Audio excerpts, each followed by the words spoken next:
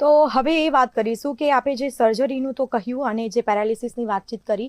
હવે બીજી વાત એ છે કે અત્યારે આધુનિક ટેકનોલોજી પ્રમાણે જે બધી રીતે અપડેટ થવું બી ખૂબ જરૂરી રહેતું હોય છે.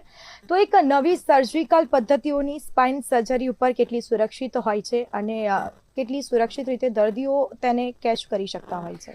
તો અલગ અલગ પ્રકારના, મેં જેમ વાત કરી એમ, કોમ્પ્લિકેશનને ડીલ કરવા માટે અલગ અલગ ટેકનોલોજી હવે આવી રહી છે. જેમ હવે આનું નોર્મલી અમારા દર્દીઓને પણ એક ગાઈડન્સ આપતો હોઉં છું અને કે એનાલોજી યુઝ કરતો હોઉં છું કે આજથી 25-30 વર્ષ પહેલાં ગાડીમાં જે સેફ્ટી ફીચર્સ આવતા હતા અને અત્યારે જે સેફ્ટી ફીચર્સ આવે છે, તો એના કારણે ડ્રાઇવિંગ એટલું બધું સેફ થઈ ગયું છે.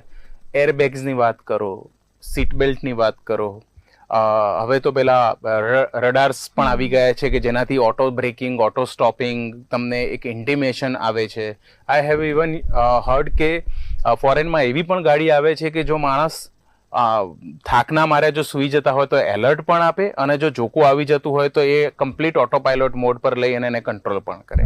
તો કહેવાનો તાત્પર્ય એ છે કે ટેકનોલોજી અલગ અલગ જે આવતી હોય છે એના લીધે આપણે અલગ અલગ પ્રકારના કોમ્પ્લિકેશનને અવોઇડ કરી શકતા હોઈએ છીએ.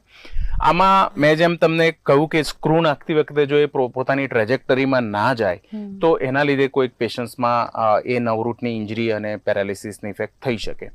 પણ અમારી પ્રેક્ટિસમાં છેલ્લા 5-7 વર્ષથી હું પર્ટિક્યુલરલી અમારી હોસ્પિટલમાં, which was the first in whole Gujarat to install that technology, એ છે intra operative 3D navigation with O2O.